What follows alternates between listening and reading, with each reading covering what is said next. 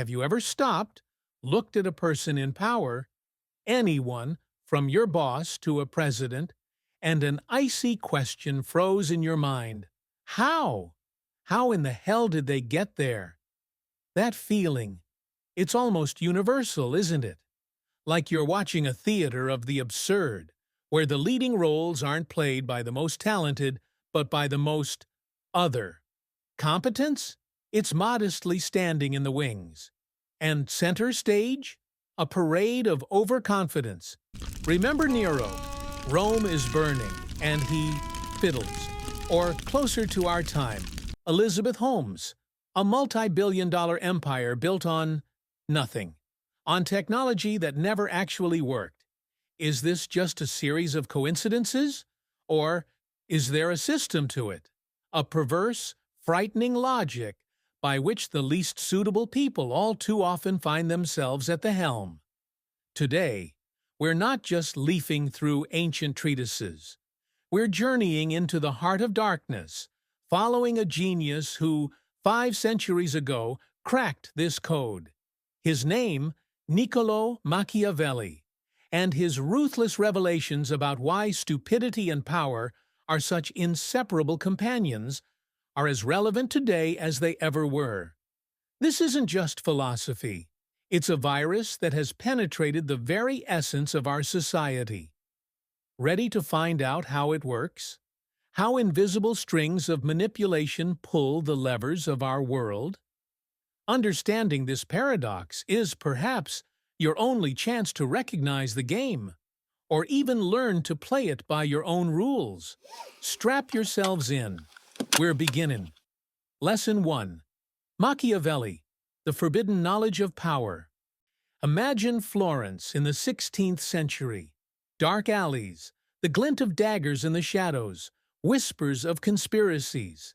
And there, exiled from political life, stripped of everything he loved, sits Niccolo Machiavelli. And he writes. He writes not to please the powerful. He writes the truth. Brutal, inconvenient. His work, The Prince, is not a textbook for idealists. It's an anatomical atlas of power. And here is his first stunning truth. Everyone sees what you appear to be. Few experience what you really are. Remember these words. In them lies the key. In the cruel, merciless game for the throne, for the executive chair, for influence. It doesn't matter who you are. What matters is who you appear to be. Illusion, mask, image, that's the currency of power. Appearing competent is often far more important than being competent. Machiavelli, this master of cynical analysis, noted, overly intelligent rulers, they create problems for themselves. Why? Because a sharp mind carries baggage. Baggage of nuanced thinking, ethical doubts, self-criticism, all things that, in a ruthless fight for power, are like weights on their feet. Lesson 2. The curse of intellect. When your mind becomes your enemy. And have you ever wondered what happens when a truly bright mind, a genuine intellectual, gets caught in the gears of the power machine? Such a person sees complexity where the crowd craves simple answers. They see risks where others trumpet victories. They doubt, they analyze, they reflect, while all around, a parade of impenetrable granite self-assurance reigns. And in a world where a loud declaration always drowns out the quiet voice of reason, intellect becomes a weakness, a sentence. Remember Socrates. His great "I know that I know nothing" is the pinnacle of wisdom. But in politics, a complete failure. And how many so-called leaders have risen to the top simply by shouting louder than everyone else that only they have all the answers?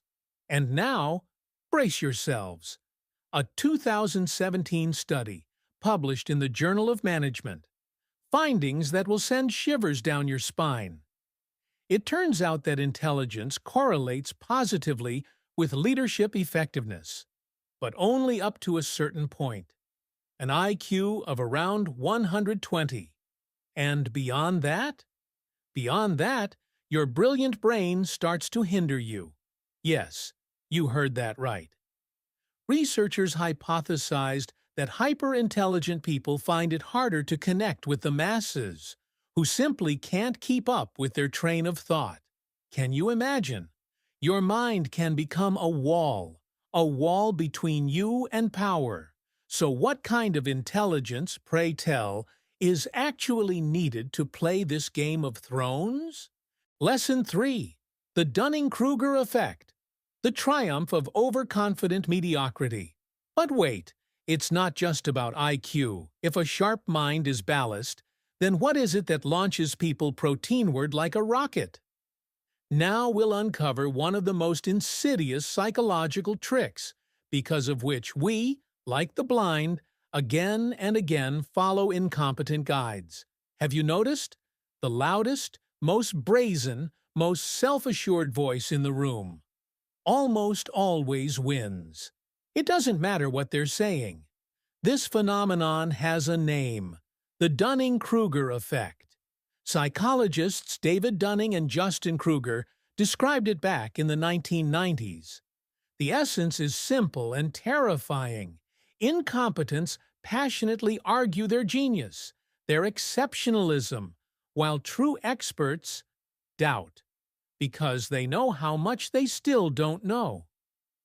The fool doth think he is wise, but the wise man knows himself to be a fool. That was Shakespeare. Machiavelli would have given a standing ovation. This is the ABC of power. Modern research only confirms this bleak diagnosis. In 2020, the Journal of Personality and Social Psychology published data. People izluchaющие rock-solid confidence are perceived as leaders, regardless of their actual competence. The appearance of confidence proved more persuasive than demonstrated competence. Remember General Custer. His overconfidence cost thousands of lives, but secured him a dizzying career. And modern tech magnates? Those who preach about revolutions and breakthroughs rake in investments by the shovelful, leaving cautious and experienced individuals behind. Adam Neumann of WeWork. That's a hymn to self-importance. A shaky business model? Who cares? Unwavering self-belief. And billions were in his pocket. Japan, Russia, America, anywhere. This scheme works flawlessly. Researchers from Stanford and Houston went even further. They found that in groups without a clear structure, leaders emerge not as the smartest, but as the most narcissistic. And these groups, led by narcissists, don't perform better. They just think they do. Why do we fall for this so easily? Our brain is lazy. It loves shortcuts, heuristics. Confident means competent. Speaking decisively means you know what you're doing. In the ancient simple world, this might have worked. In our crazy, complex, multi-layered world, it's a direct path to disaster. The illusion of confidence, that's what opens the doors for incompetence. Lesson 4. The cycle of incompetence. How the weak devour the strong. The illusion of confidence. That's just the beginning. That's how the incompetent squeeze their way to the top. But then a more sinister mechanism kicks in. A mechanism that helps them not just to hold on, but to consolidate, to create entire ecosystems, entire empires of mediocrity. And Machiavelli, of course, saw this. He noticed something frightening about power structures. Incompetent leaders, as if by a magnet, attract to themselves even less competent subordinates. His words, like a punch to the gut.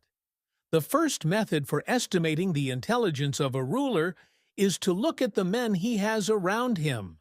Weak bosses are terrified of strong deputies. They need those who will never dare to challenge them, those who will devotedly look to them and agree. Thus, incompetence transforms from a personal quality into a system, into a cancerous tumor devouring the organization from within. Organizational psychologist Thomas Chamorro-Premuzic calls this the threat of competence. Insecure leaders see talented, bright employees as a mortal danger. Instead of nurturing talent, they cultivate loyalty and harmlessness, mediocrity. It's like a virus, spreading from the top down.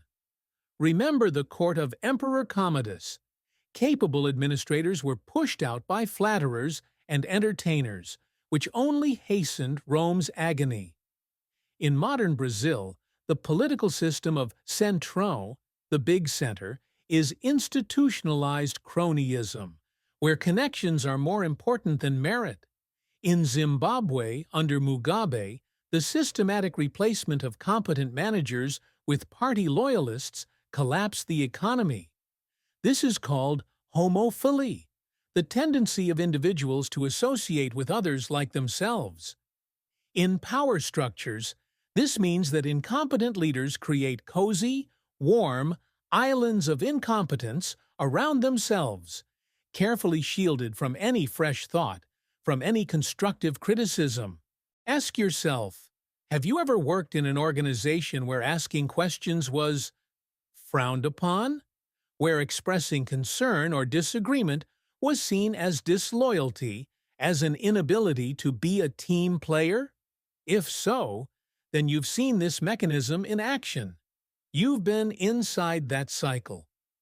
Lesson 5. The Seduction of Simplicity. Why we love to be deceived.